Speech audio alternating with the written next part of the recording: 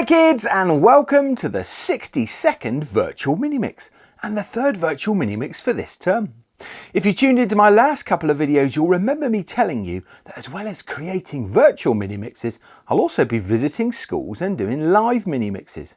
I've already visited 19 schools this term and I'd love to be invited to come and visit yours. So don't forget to ask your teachers to send me a message by clicking the link below this video or by visiting our website vym.org.uk. Our assembly today is called the Built to Last Mini-Mix, when we'll be thinking about all the things we need to do before we make or build something, so that it does the job that we want it to. But before we get into that, let's do the countdown, and don't forget to be on the lookout for Larry the Lettuce. Here we go! 5, 4, 3, 2, 1. It's time for assembly. Oh yes! Our assembly today is called the Built to Last Mini-Mix, when we'll be thinking about all the things we need to do before we make or build something, so that it does the job that we want it to. We'll be hearing a Bible story about two builders that both built themselves a house, but went about building them in very different ways, which ended really badly for one of them. And we'll be thinking about who we can ask to help us throughout our daily lives. Have you ever tried to make or build something before? Maybe a model, or a tower, a den, or a piece of furniture for your bedroom. Or maybe you've tried building something in Minecraft, or perhaps you've made something using Lego. How did you get on building it?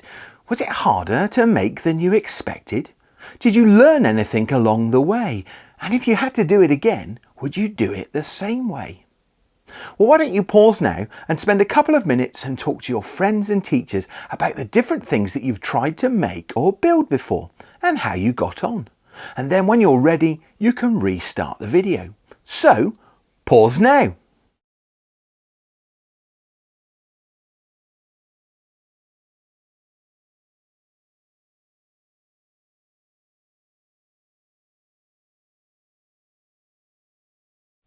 So making or building something can often be more difficult than we expect.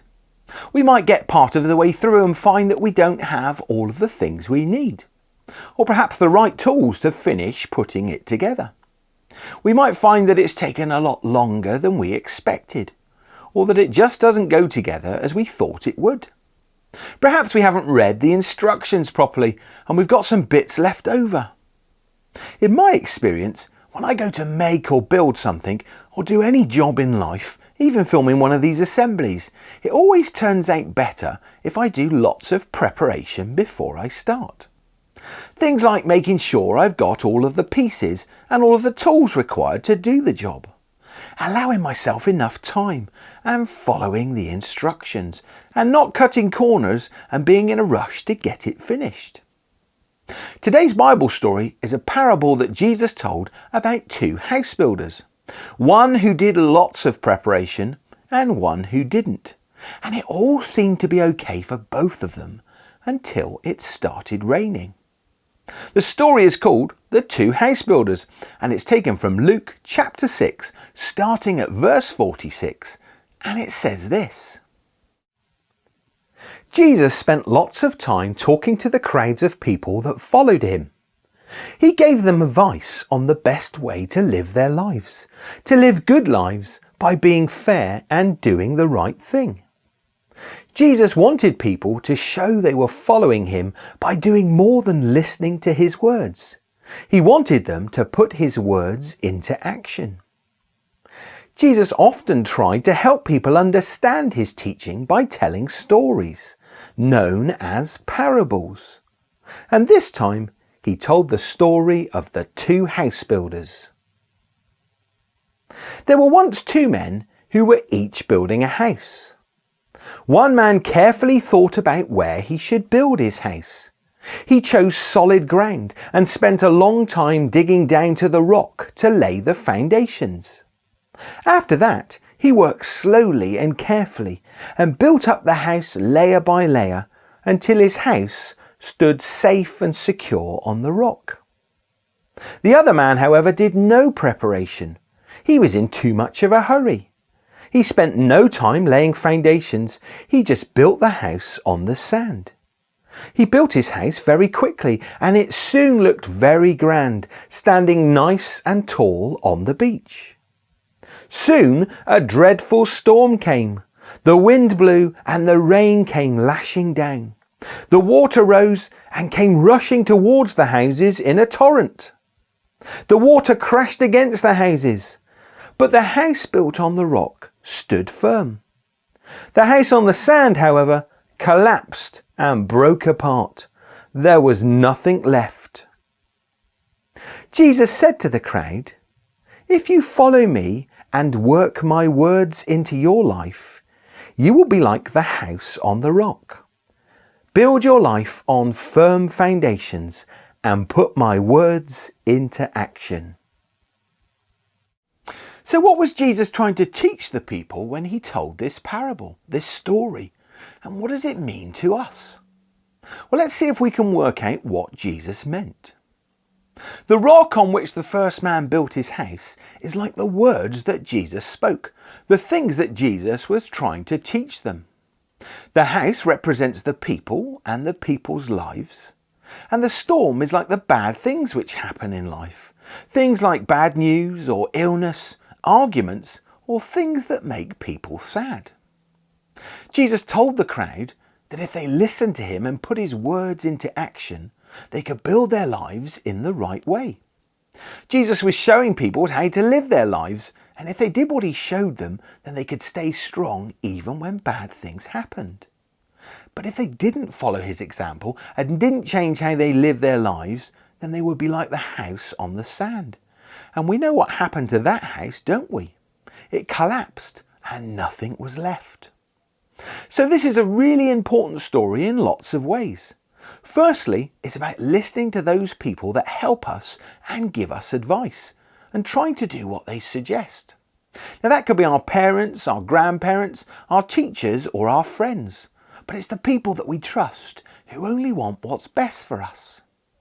The story is also about being prepared and doing things well, making sure you have all the things you need to be successful, and not trying to cut corners just to get the job done quicker. Because if a job's worth doing, it's worth doing properly. But most importantly, this story is about learning to listen to what Jesus is telling us and to live by his example. Although Jesus told this story over 2,000 years ago, it's still just as relevant to us today as it was all those years ago. It's about knowing that if we trust Jesus, he will always be there for us, in the good times and in the bad times. But in the bad times, we're not on our own. Jesus will hold us up until the storm passes.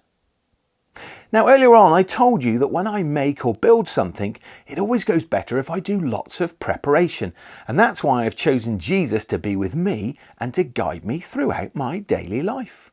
And just like the man who built his house on the rock, I've chosen Jesus to be my rock, my foundation, and you can choose to do the same thing too. If we choose to follow Jesus every day and try to live our lives the way that he showed us, then we'll be ready to face the storm, just like the house on the rock. There is a quiz that accompanies today's Bible story, and if you'd like to give it a try, then you'll find the link in the description below this video. Now I think it's time that we sang a song. This song is called I Found Jesus.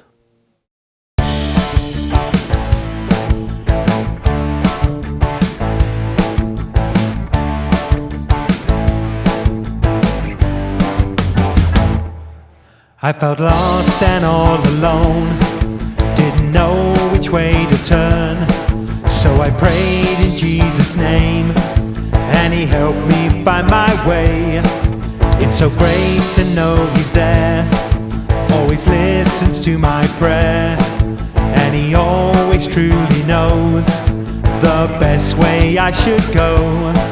When I trust him more and more, then he opens up new doors. Life is better every day.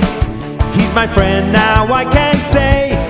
I found Jesus, I found Jesus, I found Jesus,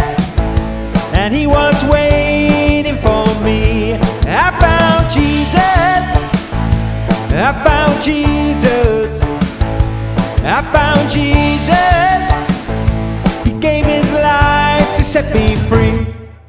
When you're lost and all alone, you don't know which way to turn, say a prayer in Jesus' name, and he'll help you find your way. It's so great to know he's there. He will listen to your prayer, and he'll always truly know the best way you should go. When you trust him more and more, then he'll open up new doors. Like it's better every day. He's your friend now, you can say, I found Jesus, I found Jesus, I found Jesus, and he was waiting for me. I found Jesus, I found Jesus, I found Jesus. He gave his life to set me free.